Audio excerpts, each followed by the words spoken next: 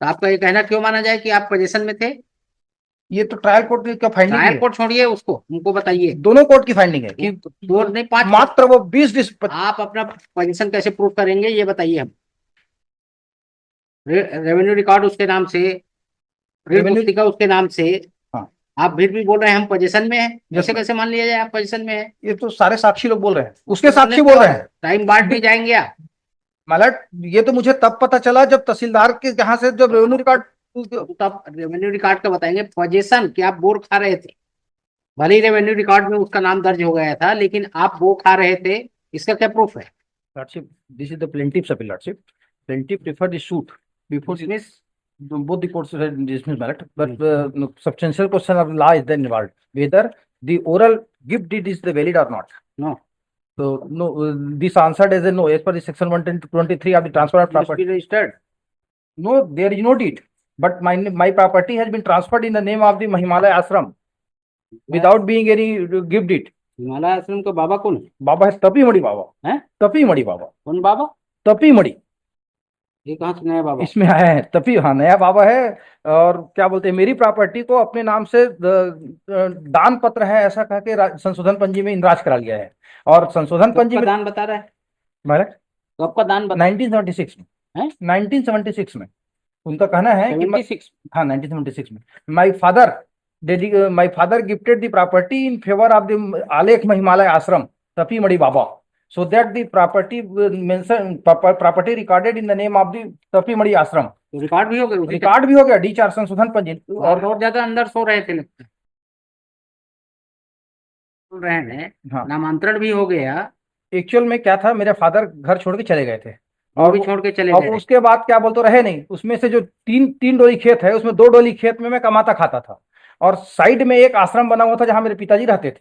तो उन्हीं के साथ में जो सन्यासी लोग थे वो वहां रहना शुरू कर दिए। अब बाद में पता चला राजस्व अभिलेख में अपना नाम दुरुस्त करा लिए हैं, संशोधन पंजी कर लिए हैं, मेप को दुरुस्त करा लिए हैं। तो मैंने तहसीलदार के यहाँ ऑब्जेक्शन रेज किया। तहसीलदार ने मेरे ऑब्जेक्शन को अलाउ किया। अलाउ करके कहा कि नहीं भाई, इनकी प्रॉपर्टी इनके नाम से दुरुस्त करो। उसके खिलाफ उन्हें कलेक्टर को शिकायत की, अपील नहीं किया, कलेक्टर को शिकायत किया। कलेक्टर ने शिकायत को काग्निजेंस लेकर के एसडीओ को कहा इनका नाम अभिलेख को दुरुस्त कर दिया जाए, एज इट इज कर दिया जाए। और उन्होंने फिर से जो तहसीलदार का आदेश है उसको सेटिसाइड कर दिया। एक एक एक डोली में वो लोग क्या कमाते खाते थे? एक आश्रम बनाए थे, हाँ। तो घास फूस का आश्रम पहले बनाए थे, अभी पक्का मकान बन गया वहां। और उसमें वो 25 डिसमिल लगभग है। तो उसमें मकान बना के वो आश्रम ये डिस्प्यूटेड लैंड 25 नहीं, डिस्प्यूटेड लैंड है 1 एकड़, 0.405 हेक्टेयर, 1 एकड़ 60 डिसमिल होता है। उसमें से 25 डिसमिल में वो आश्रम और घास फूस का बाउंड्री वाल पहले से। बाकी में 2 डोली खेत में मैं कमा खा रहा हूँ। लेकिन अब कलेक्टर को शिकायत किया था तो कलेक्टर ने एसडीओ को डायरेक्ट किया, एसडीओ ने कहा मेरे को तत्काल इविक्ट किया जाए तीनों डोली। तीनों डोली से। तो मैंने सिविल सूट फाइल नहीं किया। तो तीनों डोली उसके नाम से चला रहा था। और रिकॉर्ड में 76 में उसके तीनों डोली उसके नाम से चला रहा आप क्या कर रहे थे है। अब मेरे को पता नहीं था सर, मैं तो बच्चे हूँ उनके, बच्चे हैं किसके? जादवों के। अरे तो कितने साल के, 56 साल के हो गए। अब अब कमा खा रहे हैं, कैसे मान लिया जाए कमा खा रहे हैं? ये मैं एक डॉक्यूमेंट फाइल किया मिलट, क्या ट्रायल कोर्ट document? में भी फाइल किया हूँ, वही डॉक्यूमेंट आपके सामने ही फाइल किया मिलट, एनेक्सर A3। क्या बोलते थे तो उसमें खोदो और क्या बोलते हैं धान बोए हैं, इस बार तो धान बोए हैं। पहले? पहले भी धान बोते थे। तो धान तो बेचते रहे होगे नहीं, धान को सोसाइटी में, हम्म। धान को सोसाइटी में बेचते रहे होंगे मिलट। इसमें आया भी है, एडमिटेड है ये फैक्ट। इस केस में सब्सटेंशियल क्वेश्चन। तो सवाल ये है कि 73 से आप सोए हुए हैं, अब जाके जगह मैंने संसित 2018 में। 2018 में ये मतलब तब 30 जगह है साल से हम, सोए हुए हैं आप। तब हम सोए हुए थे जब हमारे सोए पिताजी वाले जब को तक जिंदा रहे। हमको वहां जाने का कोई परमिशन नहीं था। पिताजी वहां रहते थे आश्रम में, उनके सब चेला चपाटी लोग वहां रहते थे, उसके साथ के सन्यासी लोग वहां रहते थे, तो हम जाते नहीं थे वहां। अब पिताजी जब वहां से छोड़ के चले गए हमको बिना बताए, अब वो कहाँ गए पता नहीं।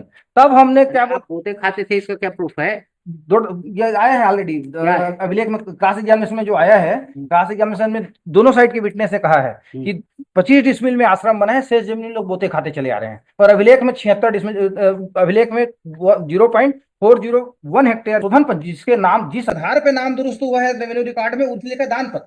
तो दान पत्र के नाम पे वो सवाल टाइटिल तो ठीक है, यदि आप आपके पिताजी उसके ओनर थे मैलट, तो टाइटिल के हिसाब से ठीक है। मैलट सवाल लिमिटेशन का है।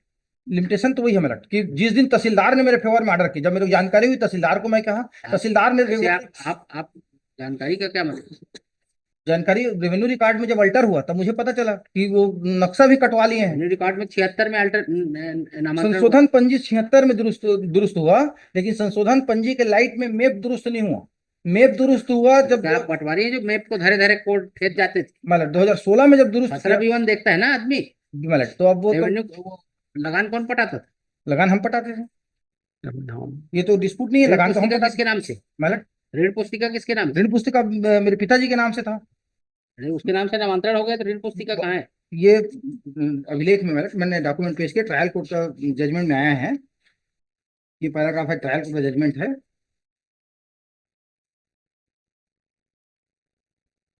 ये पेज नंबर 38, प्रतिवादीगण ने,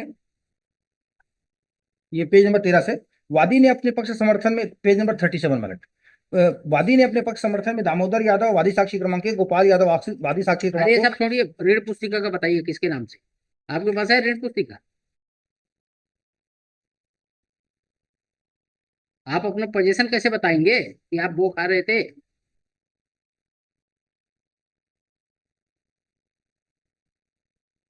ट्रायल कोर्ट के सामने रिकॉर्ड है मतलब, ये डॉक्यूमेंट है पंचनामा।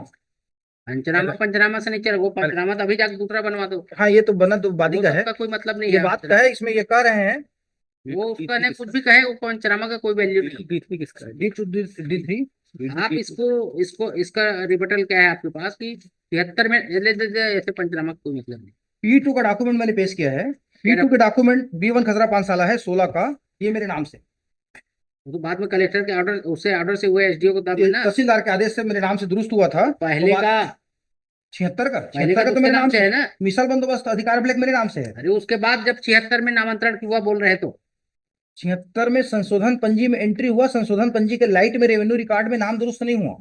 जब नक्शा कटा तब मुझे पता चला, जब सर्विवन में नाम नहीं नहीं नहीं दुरुस्त हुआ, दुरुस्त जब हुआ तब मैं ऑब्जेक्शन रेस किया 16 में, जब मेरे को पता संशोधन चला पंजी कहाँ है? ये संशोधन पंजी है, ये री नंबरिंग पर्चा है, एग्जिबिट संशोधन P1। पंजी दामोदर यादव के ये तो है मतलब P2। रिकॉर्ड तो आया नहीं है अभी। हाँ संशोधन पंजी है। अभी कटा तो है नाम इसी में से, संशोधन पंजी है, ऊपर लिखा होगा ना क्या डॉक्यूमेंट। संशोधन पंजी 6465 64 65 D4। और उसके बाद का 64 65 के बाद का खसरा बीवन कहाँ है? D4,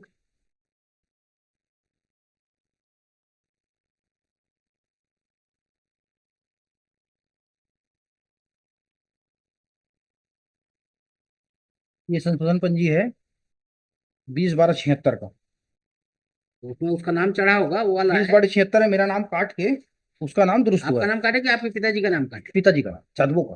कैसे काटे? कोई ऑर्डर ऑर्डर है? इसमें लिखा है, अभिलेख देखा, दान पत्र सर्वे नंबर 130 से रकबा 0.45 एकड़ राधवो। ठीक है, दान पत्र के आधार पे नामांतरण होगा। हाँ, तो दान तो अनरिटेड है बोल रहे हैं ना क्या? दान का कोई डॉक्यूमेंट पेश ही नहीं है, दान कुछ नहीं है, लेकिन दान पत्र ट्रायल कोर्ट में ठीक पेश भी है, है, लेकिन वो इशू ये है लिखा है कि इसमें। संशोधन हो गया। हाँ, खसरा बीवन में किसका नाम होगा?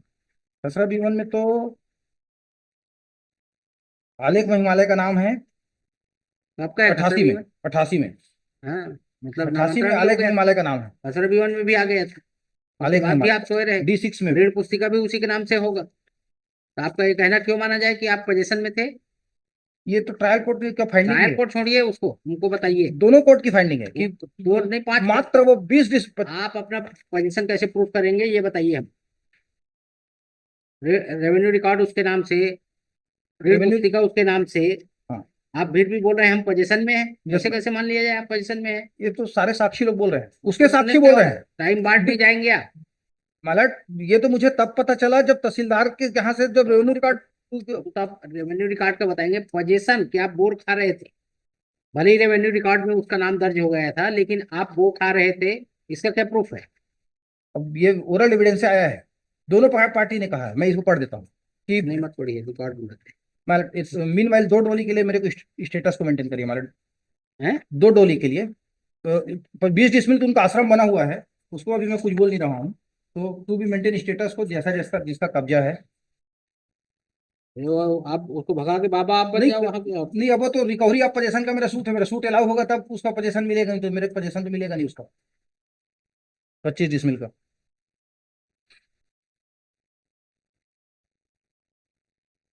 वादी का दावा स्वीकार किया जाए। फाइंडिंग है कि दान पत्र के हिसाब से उसको टाइटिल नहीं मिलता है, फाइंडिंग है ट्रायल कोर्ट का। उसके बाद फर्स्ट अपीलेट कोर्ट ने बिना अपील के रिवर्स कर दिया उस फाइंडिंग को। ये ट्रायल कोर्ट की फाइंडिंग है, पेज नंबर 41, ट्रायल कोर्ट की फाइंडिंग, पेज नंबर 41 से डिस्कस करते हुए पेज नंबर 43 में लास्ट 3 लाइन ऊपर। अग्रवाल एडवोकेट फॉर अपीलेंट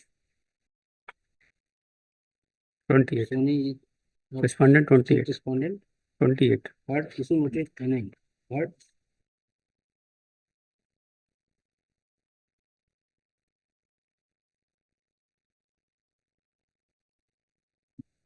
नहीं sir issue notice to respondent on IA number 1 of 2025 application under order 39 rule 1 and 2 CPC PF be paid within a week. Call for record of trial court as well as first appeal. Meanwhile, purely as an interim measure,